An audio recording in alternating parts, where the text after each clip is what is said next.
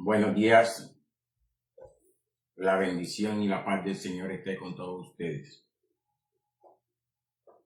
Le damos gracias primeramente a Dios por esta oportunidad de poder compartir su palabra a través de este medio. Gracias le damos a Dios porque hoy podemos continuar con la serie La restauración del propósito eterno de Dios.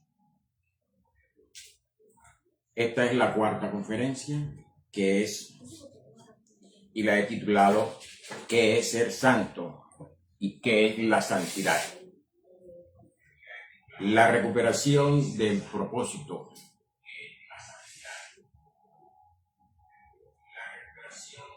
Hermanos, en nuestra conferencia anterior derribamos un mito religioso sumamente común y arraigado en el pensamiento contemporáneo. Pudimos contemplar a la luz de las Escrituras que el pecado no es simplemente una lista aislada de malas acciones, infracciones morales o tropiezos éticos. El pecado es algo infinitamente más profundo, devastador y estructural. Es la pérdida total de nuestra vocación y del propósito eterno original.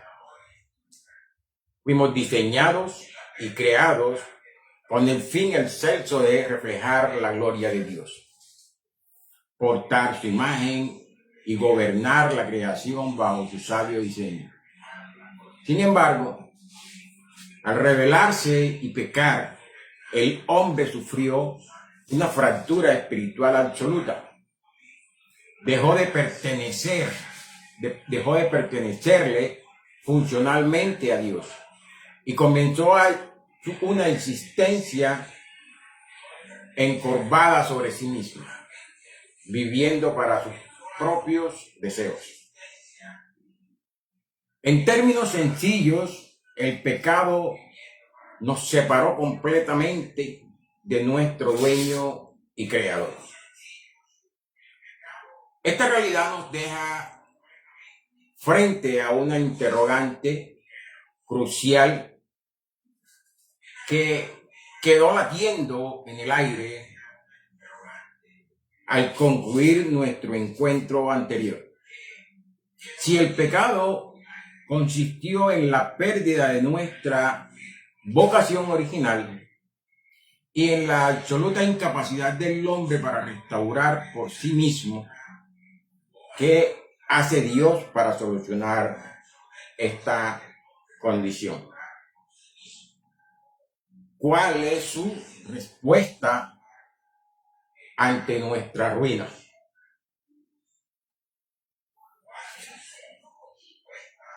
¿Se limita acaso el Creador a otorgarnos un perdón puramente legal?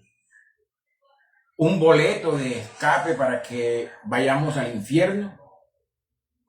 ¿O su obra redentora apunta a algo infinitamente más grande y abarcador?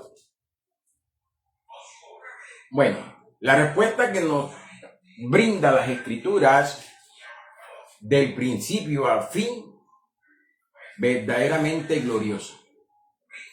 Dios no solamente absuelve al culpable, Dios forma nuevamente un pueblo para sí.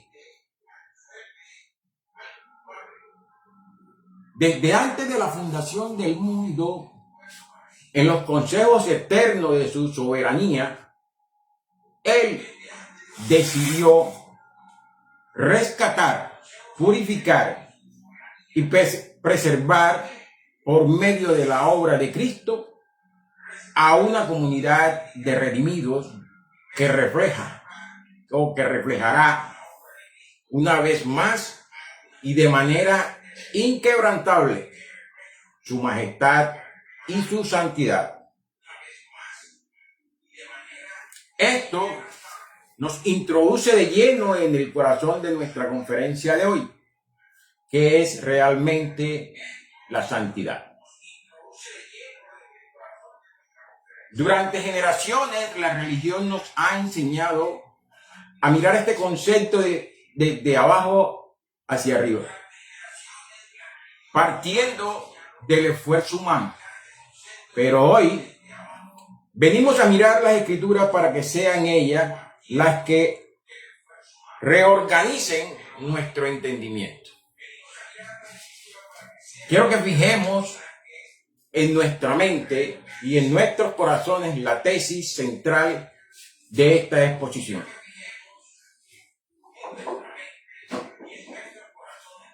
La santidad no es el esfuerzo del hombre por llegar a pertenecer a Dios.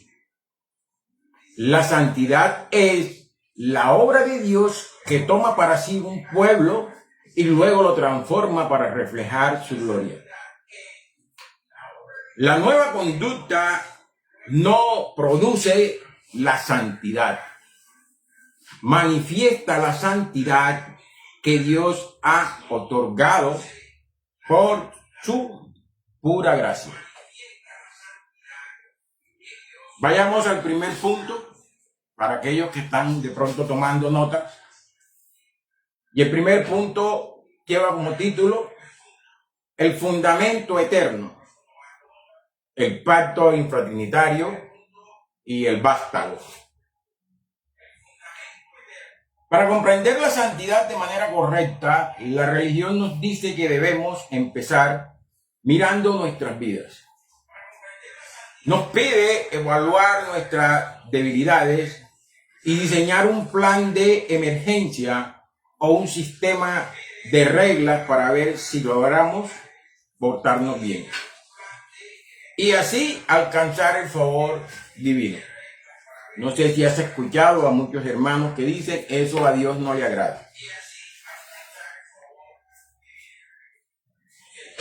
El legalismo siempre sitúa el inicio de la santidad en el tiempo, en el espacio y en la voluntad humana.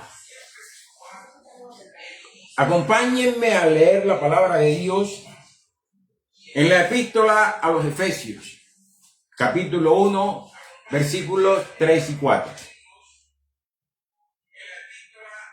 Bendito sea el Dios y Padre de nuestro Señor Jesucristo, que nos bendijo con toda bendición espiritual en los lugares celestiales en Cristo, según nos escogió en Él antes de la fundación del mundo, para que fuésemos santos y sin mancha delante de Él. Detengámonos un momento a meditar en el peso de esta palabra inspirada por el Espíritu Santo. ¿Cuándo se originó el plan de nuestra santidad? ¿Comenzó el día que pasaste al altar a llorar por tus pecados? ¿Empezó cuando decidiste cambiar de hábitos? No. El texto afirma categóricamente que ocurrió antes de la fundación del mundo.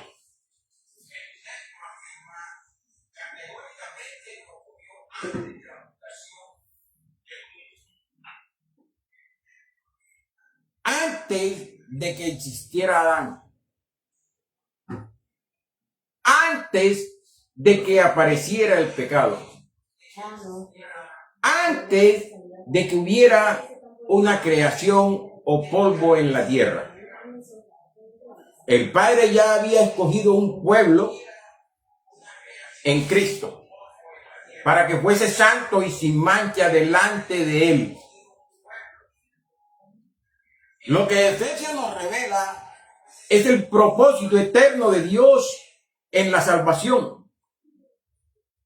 En los consejos eternos de la eternidad o de la Trinidad se diseñó lo que la teología bíblica llama el pactum salutis o pacto de redención. El acuerdo eterno entre el Padre, el Hijo y el Espíritu Santo para la salvación de los escogidos. Por lo tanto, la santidad no es un plan de contingencia de Dios que improvisó al ver el fracaso humano en el Edén. La santidad forma parte del propósito eterno de Dios. Fuimos escogidos en Cristo para ser santos antes de que pudiéramos hacer algo bueno o malo.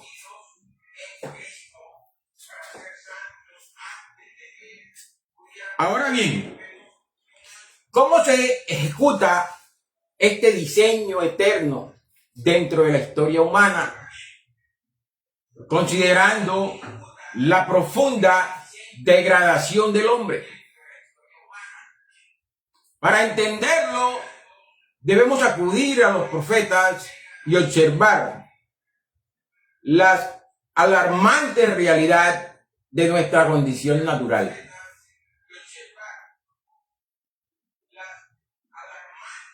Los profetas en Isaías 11:1 e Isaías 53:2 emplearon imágenes complementarias para anunciar al Mesías.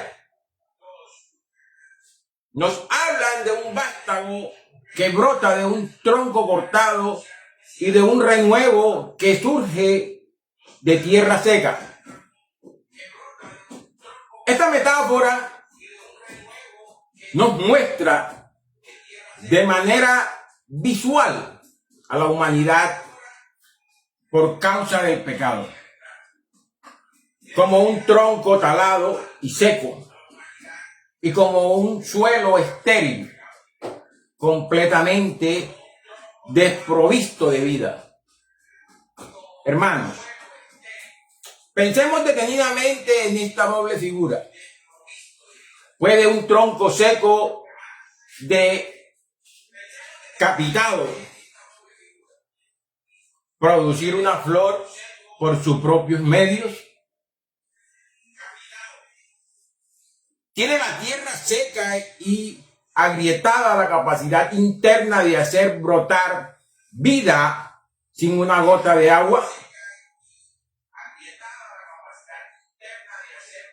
Absolutamente no. Esa es la vida, la viva representación de la condición natural del hombre. El hombre está muerto. Escúchese bien y que se oiga claro. El hombre está muerto en sus delitos y pecados. El ser humano está espiritualmente quebrado, desprovisto de rectitud e imposibilitado para dar frutos para Dios. Pero es precisamente allí, en medio de la sequedad y la muerte espiritual de nuestra raza, donde se manifiesta la provisión del pacto eterno. Escuchen lo que dice Isaías 11:1. Saldrá una vara del tronco de Isaí y un vástago retoñará de sus raíces. ¿Quién es ese vástago? ¿Quién es este tierno renuevo que brotará de la tierra estéril? Es nuestro Señor Jesucristo. Mientras que toda la humanidad era un páramo de pecado, Cristo descendió a nuestra condición como el verdadero santo, el único hombre perfectamente consagrado y apartado para el Padre. Al unirte a Cristo por la fe, participas de su vida y eres apartado para Dios en Él. Por eso, Pablo puede decir que Cristo nos ha sido hecho por Dios sabiduría, justificación, santificación y redención. Primera de Corintios 1:30. Nuestra santidad no nace de nosotros, nace de nuestra unión con Cristo. Al unirte a Él, participamos plenamente de los inestables beneficios de nuestra unión con Cristo. Su justicia y su santidad son la base invisible de nuestra aceptación ante el Padre. Esto nos lleva al segundo punto, y el segundo punto lo hemos titulado Desmontando el engaño legalista, la absoluta incapacidad humana. Hermanos, es necesario que en este punto usemos el bisturí de la palabra de Dios de una manera profunda.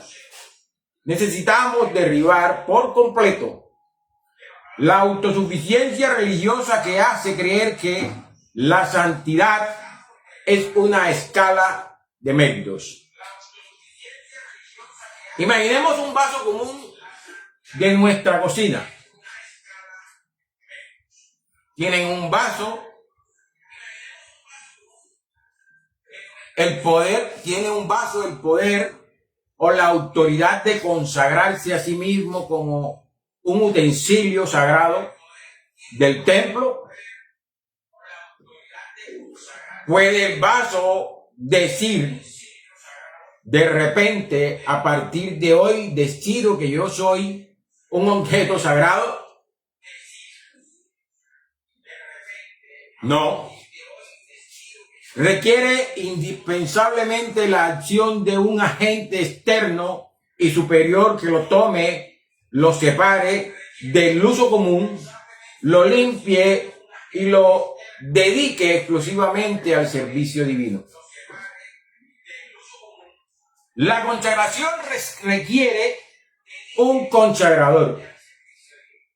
El ser humano muerto en sus delitos y pecados carece de toda capacidad espiritual para decidir hacerse santo ante los ojos de Dios.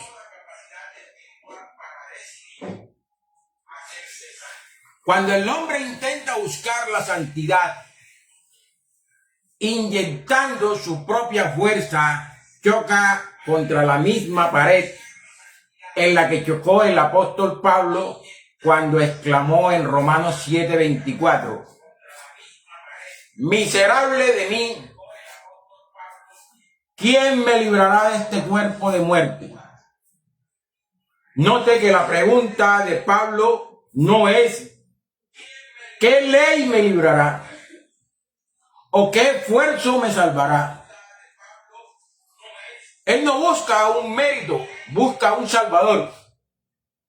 Él reconoce que arrastra un cadáver espiritual que él mismo no puede purificar.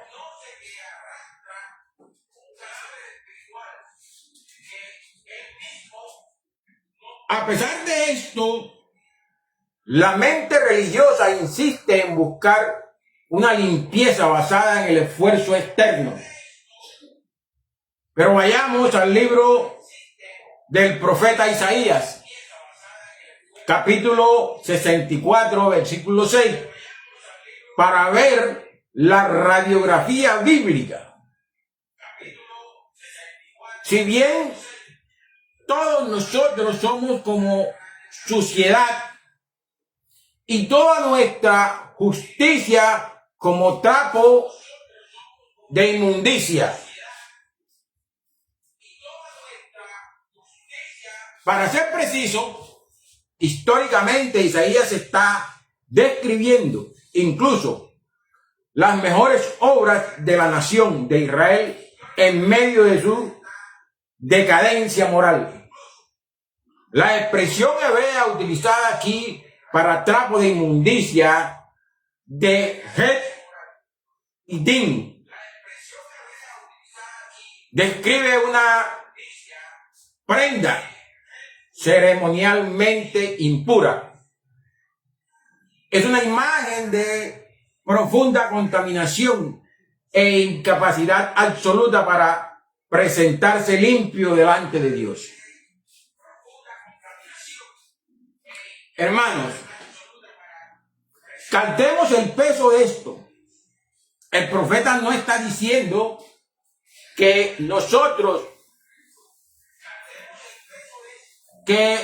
nuestros peores pecados son como trapo de inmundicia. Dice que toda nuestra justicia lo son. Tus mejores esfuerzos moralistas por intentar de que Dios te declare santo, basado en tus propios desempeños, son una prenda contaminada ante su presencia. Si lo usas como moneda de cambio para comprar su favor, tu moralidad externa es solo maquillaje sobre un cadáver espiritual. No puede producir santidad porque no puede dar lo que no tiene.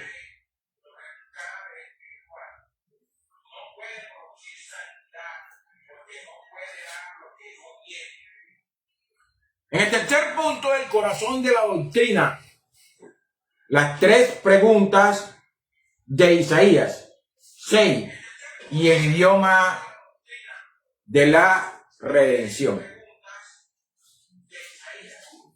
Para que nuestra mente rompa verdaderamente el paradigma, vayamos al encuentro de Isaías en el templo a través de tres preguntas claves. Primero, ¿qué significa que Dios sea santo? Leemos Isaías 6, 1, 3. Y él, uno al otro, daban voces diciendo: Santo, santo, santo, Jehová de los ejércitos, toda la tierra está llena de su gloria. Note que los serafines no claman amor, amor, amor, o poderoso, poderoso, poderoso. Claman santo, santo, santo. La santidad de Dios no es solo ausencia del pecado. En su trascendencia absoluta, significa que Él está completamente infinitamente separado de todo lo creado. Él es el estándar de todo lo que es puro, apartado y glorioso. La santidad, antes que una cualidad del hombre, es un atributo de Dios.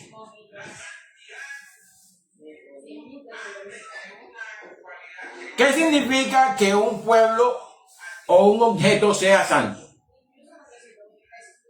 Segundo subpunto. Aquí es donde entra la teología de la pertenencia arraigada en el idioma original de las Escrituras. En el Antiguo Testamento, la palabra hebrea es gadot, que significa literalmente cortado. apartado, separado para el uso exclusivo de Dios.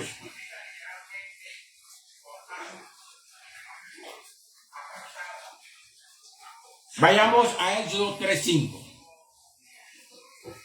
Quita tu calzado de tus pies, porque el lugar en que tú estás, tierra santa es. Esto se lo dice nuestro Señor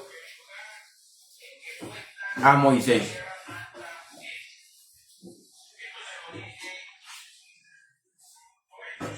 ¿Por qué era santa la arena? ¿Acaso cambió su compromiso o su composición química? No era santa porque Dios estaba allí manifestando su presencia.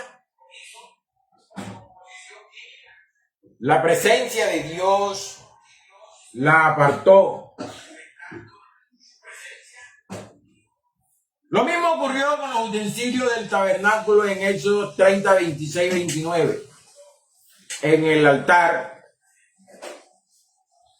el candelabro, la mesa. ¿Podría una mesa de madera obedecer un mandamiento? No. ¿Podría un candelabro dejar de pecar? Tampoco. ¿Por qué entonces eran cosas santísimas? Porque tenían la condición de Kadot, le pertenecían exclusivamente a Dios, eran propiedad privada del Rey del universo. Este es el mismo patrón para el pueblo de Israel. Leamos Deuteronomio 7:6.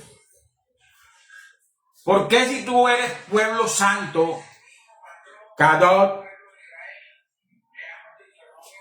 para Jehová tu Dios te ha escogido? ¿Era santo porque siempre obedecían? No. La historia demuestra que fabricaron un becerro de oro y murmuraron en el desierto. Eran santos porque Dios los escogió y los apartó por su gracia. Mueve el...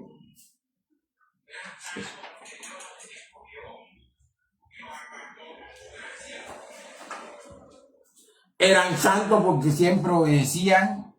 No, la historia demuestra que fabricaban un becerro de oro y murmuraron en el desierto.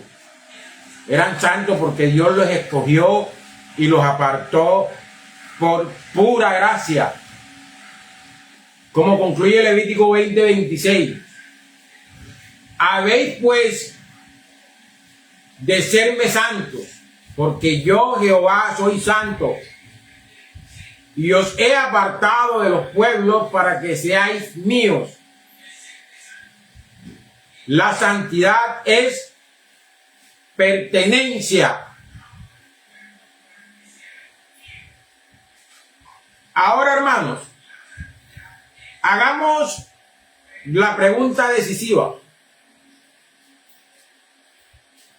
¿Cambió este significado cuando llegaron al Nuevo Testamento?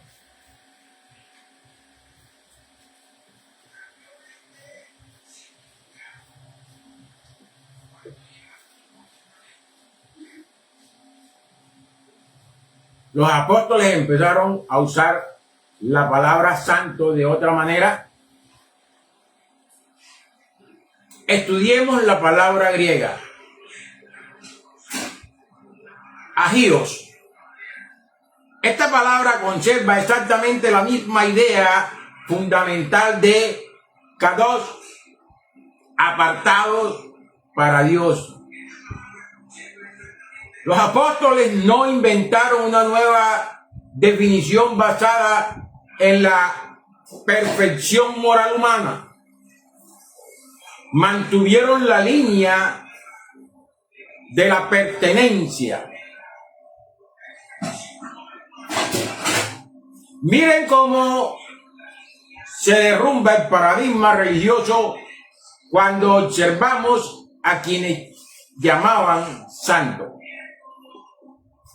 El apóstol Pablo en sus cartas, 1 Corintios 1:2, a la iglesia de Dios que está en Corintio, a los santificados en Cristo Jesús, llamados a ser santos. En Efesios 1:1, a los santos y fieles en Cristo Jesús que están en Éfeso. Hermanos, pensemos detenidamente en las iglesias de Corintio. Era una iglesia con divisiones donde la gente se demandaba en los tribunales públicos, donde había desórdenes en la cena del Señor y donde toleraban pecados morales alarmantes. Si la santidad significara perfección moral alcanzada por el hombre, lo último que Pablo podría haber hecho era llamarlos santos. Sin embargo, los llama santos en la introducción misma de sus cartas.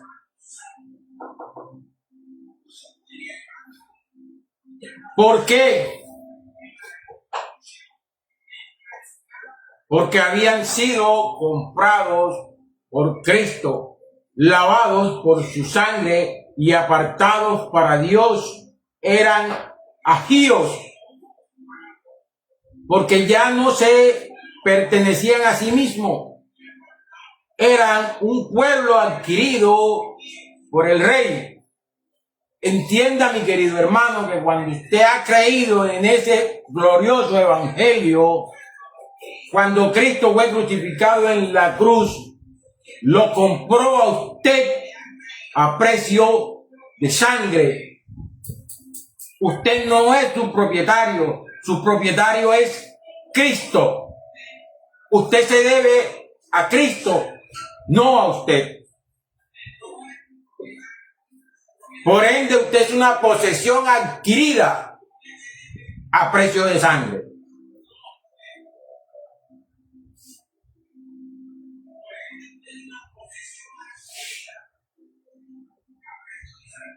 ¿Cómo vive un pueblo santo? La distinción necesaria.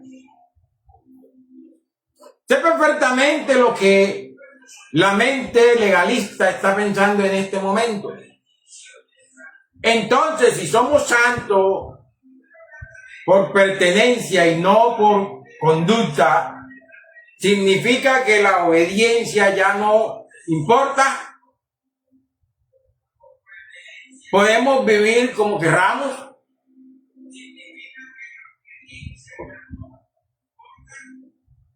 De ninguna manera. Y para sorprender a estos, acudamos a la palabra misma de nuestro Señor Jesucristo en Juan 10:27. Mis ovejas oyen mi voz y yo las conozco y me siguen.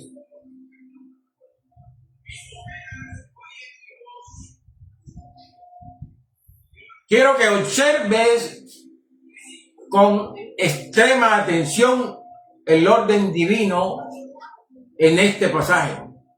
Jesús no dice: los que me siguen con perfecta obediencia, con el tiempo llegarán a convertirse en mis ovejas. No, Él dice: mis ovejas me siguen. La pertenencia es la causa, el seguimiento es el efecto.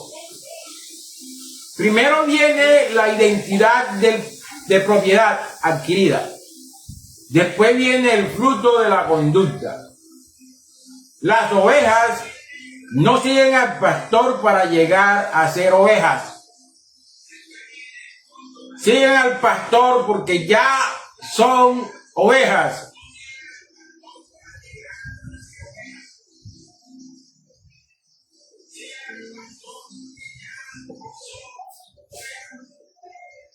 Por tanto, debemos trazar una línea clara, vital, entre la santidad posesional, nuestra posesión de dependencia indestructible ante Dios en Cristo, y la santidad progresiva, el crecimiento diario en obediencia impulsado por el Espíritu Santo.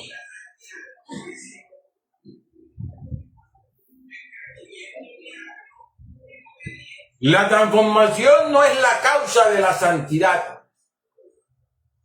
La transformación es la consecuencia inevitable de ella. Dios no te pide que camines perfectamente para ver si decide adoptarte. Dios te adopta en su pura gracia, te hace de su propiedad y precisamente porque ahora eres suyo. Tu vida empieza a escuchar su voz y a reflejar las pisadas del dueño.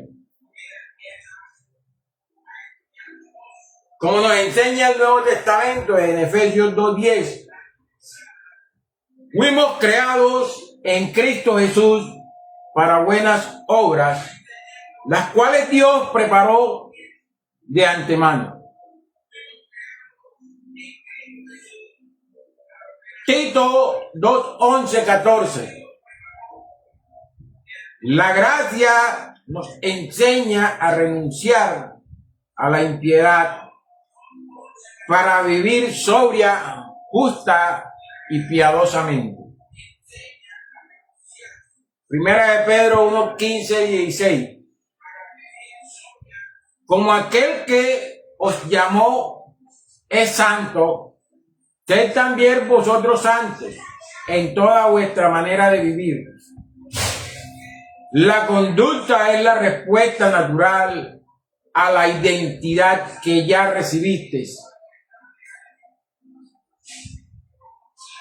Y nos vamos al cuarto punto, el eje estructural, el choque de los dos vectores y el clima en Juan 17.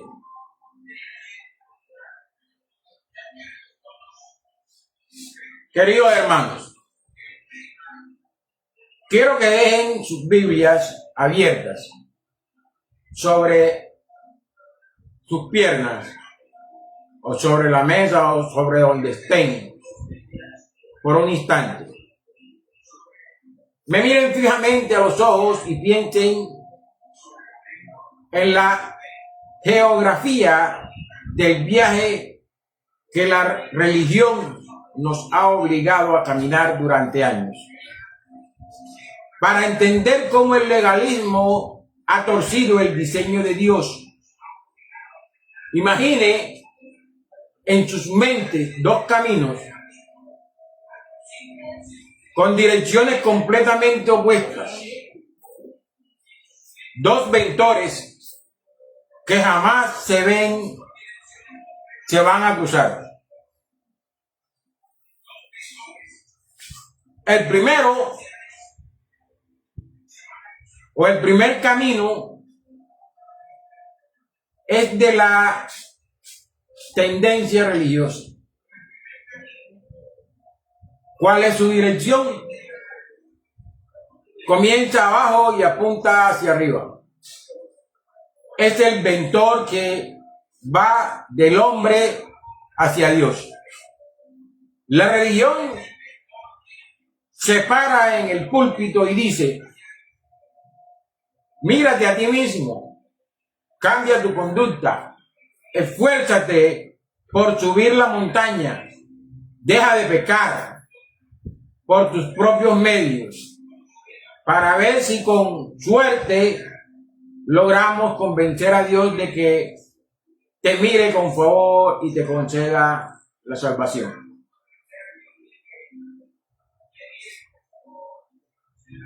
Noten la trampa mortal en este enfoque.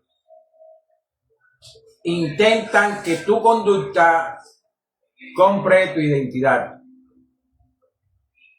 Intentan que el esclavo se comporte como hijo para ver si el padre lo adopta.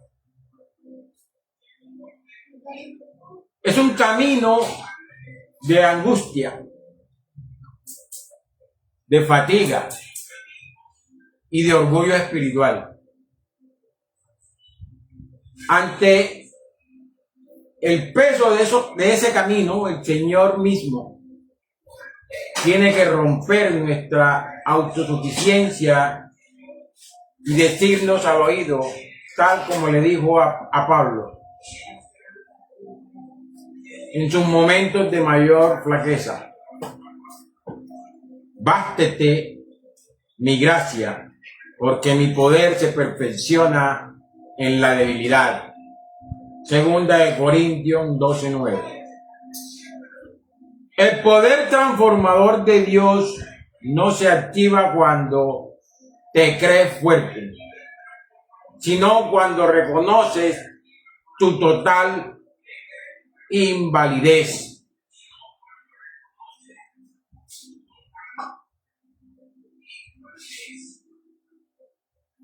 El segundo camino, el que hoy venimos a recuperar, es el vector del Evangelio. ¿Cuál es su dirección? No comienza abajo, comienza en el cielo y desciende a la tierra. Va de Dios hacia el hombre. En el orden del Evangelio, la dirección es inalterable y no se puede intervenir o invertir. Dios no espera a que el tronco seco florezca para ir a buscarlo. Dios desciende a la tierra seca. Escuchen bien el orden del mapa que Dios diseñó. Todo comienza en la eternidad con su amor eterno y su elección. Antes de que tú abrieras los ojos al mundo, Dios ya te había mirado.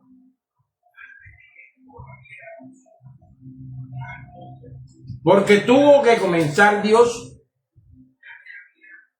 por nuestra depravación e incapacidad total. Estábamos muertos, contaminados, como la prenda impura que describe Isaías.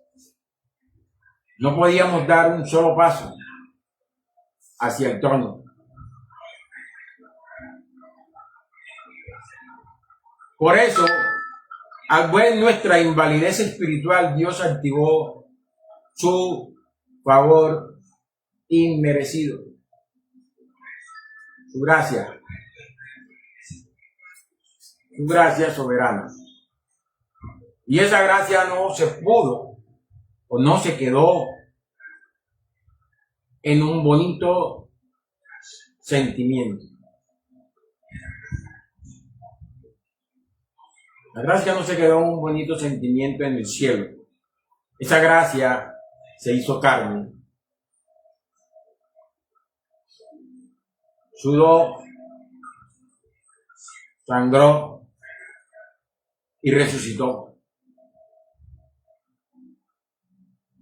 en la obra del Cristo exaltado.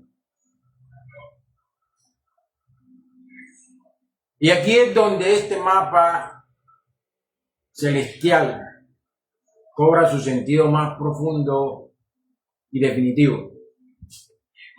Acompáñenme al aposento alto en Juan 17, 19, donde Jesús está orando al Padre justo antes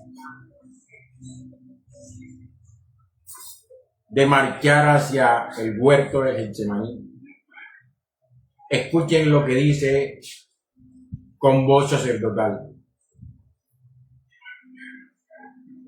Santifícalos en tu verdad. Tu palabra es verdad. Y por ello yo me sacrifico a mí mismo, para que también ellos sean santificados. Perdón. Y por ello yo me santifico a mí mismo, para que también ellos sean santificados en la verdad.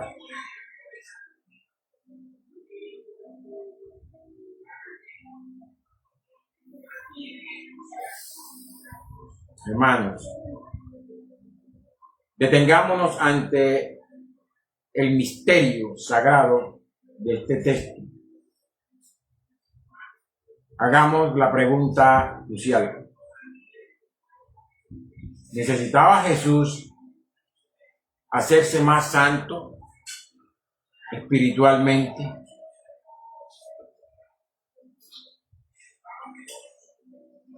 ¿Había acaso alguna mancha, alguna grieta moral o algún residuo de pecado en él del cual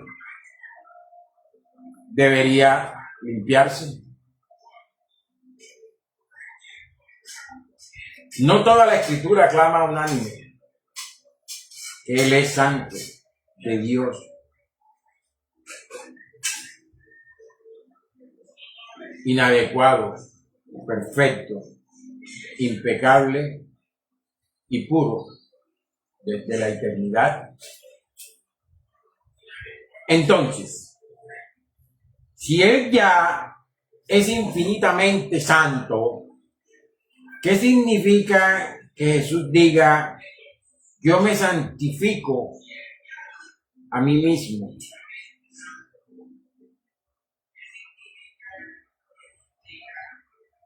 Significa Kadot en su máxima expresión profética. Significa que en ese preciso instante, actuando como nuestro gran sumo sacerdote,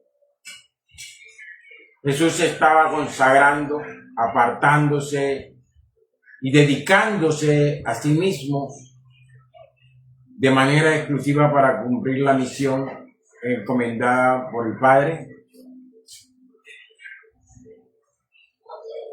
Ofrecerse como el sacrificio perfecto e inmolado en el altar de la cruz.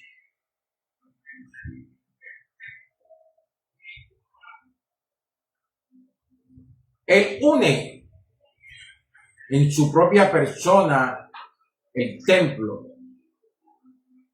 el sacerdocio, el altar y el sacrificio. Se apartará para morir en tu lugar. ¿Y cómo que propósito lo hace? ¿O con qué propósito lo hace? El texto lo dice, para que también ellos sean santificados en la verdad. Su autoconsagración en la cruz es la que compra tu consagración eterna.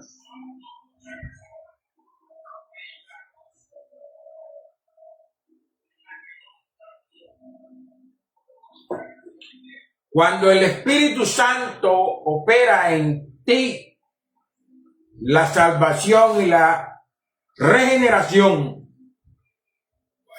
te une de forma indestructible al vástago vivo.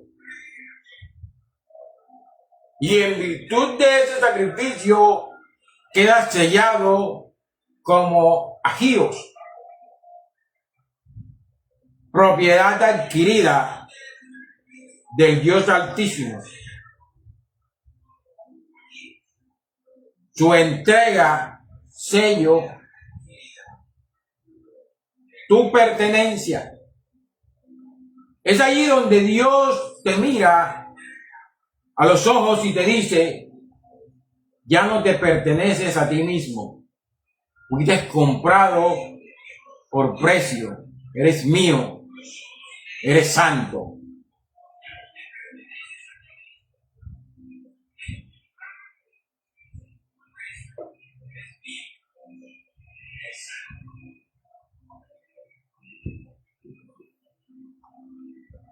Hermanos, noten bien dónde queda el cambio de vida en el mapa de Dios. La transformación de tu conducta no es el primer paso para convencer a Dios. Es el resultado inevitable de haber sido adquirido por Dios.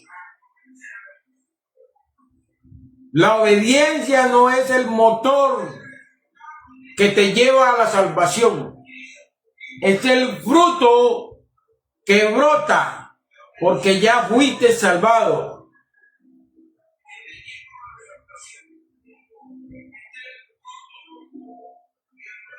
La religión te condena a vivir intentando escalar. Por eso el Evangelio te abraza para que vivas en fe, perseverando, sostenido por la mano del dueño legal de tu alma. Hasta el día en que veas la redención consumada en la gloria eterna. Por eso les pregunto en este día, ¿en cuál de los dos caminos estás parado?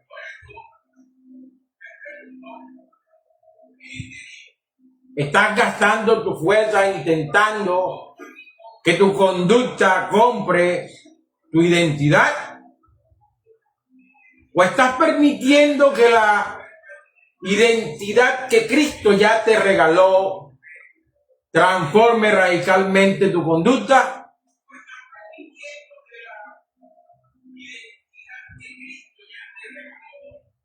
Vayamos al punto 5.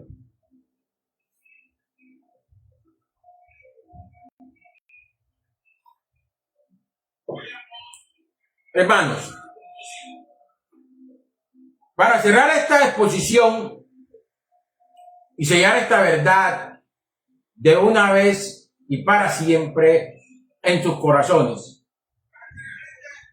quiero que vayamos al libro de Hebreos 10, capítulo 10, versículo 14.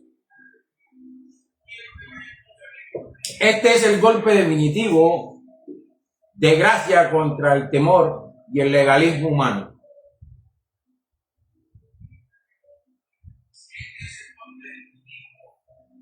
Escuchen atentamente lo que dice el texto.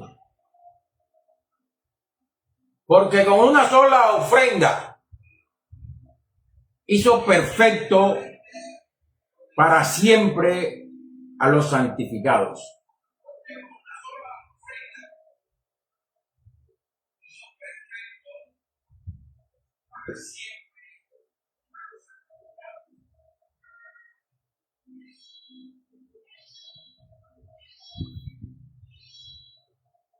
¿Quién hizo perfecto?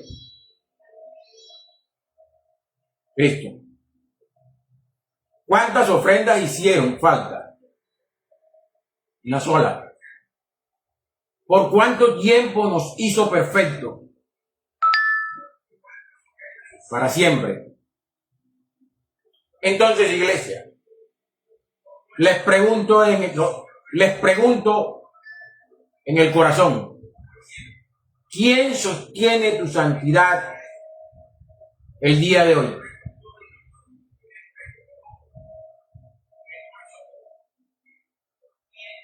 ¿La sostiene Cristo o la sostienes tú?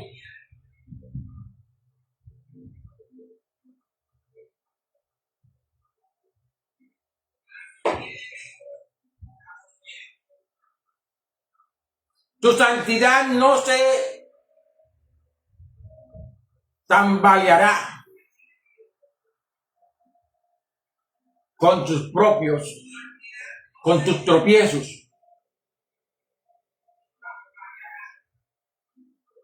De esta manera, de esta semana,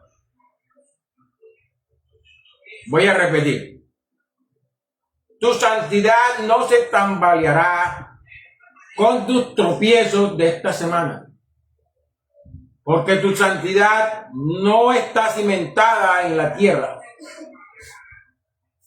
está sentada en el trono celestial.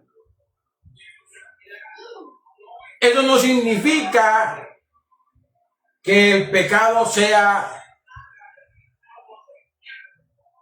indiferente para Dios, de ninguna manera.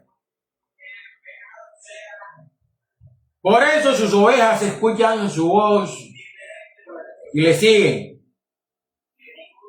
Significa que nuestra aceptación completa delante de Él descansa exclusivamente en la obra perfecta de Cristo. Mientras el Espíritu Santo continúa transformándonos con poder cada día.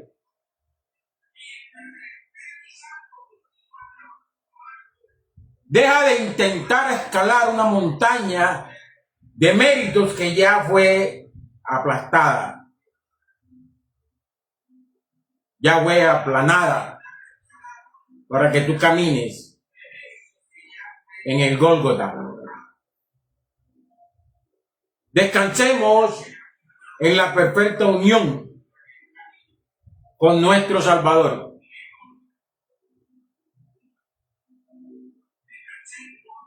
Frente a nuestra constante debilidad,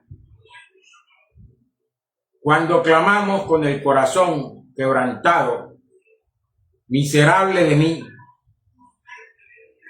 ¿quién me librará de este cuerpo de muerte?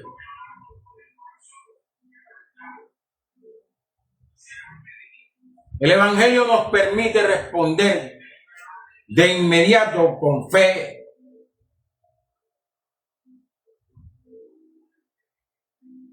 Gracias doy a Dios por Jesucristo nuestro Señor. Romanos 7, 24, 25.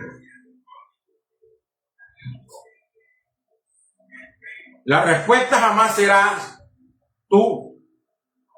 La respuesta siempre será Él. La santidad no es la historia de hombres intentando con angustia llegar a Dios. La santidad es la historia de Dios santo descendiendo en Cristo para tomar un pueblo que no era suyo, limpiarlo con su sangre, apartarlo para sí y hacerlo partícipe de su gloria eterna.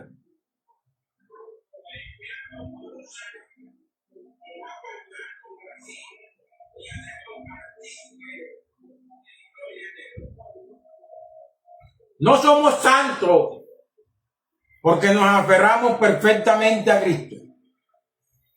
Somos santos porque Cristo se aferró perfectamente a nosotros.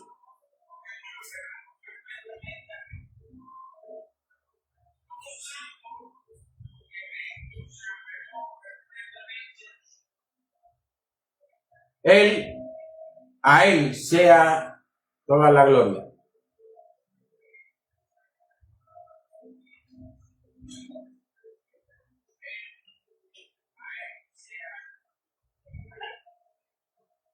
Amén. Mis queridos hermanos, gracias le damos a Dios por esta gran oportunidad de poder expresar su palabra fielmente desde las Escrituras. No se te olvide nunca, mi hermano. No se te olvide nunca que murió en una cruz, el que fue crucificado, fue Cristo, para que tú seas. Tú no eres para Cristo, es Cristo para ti.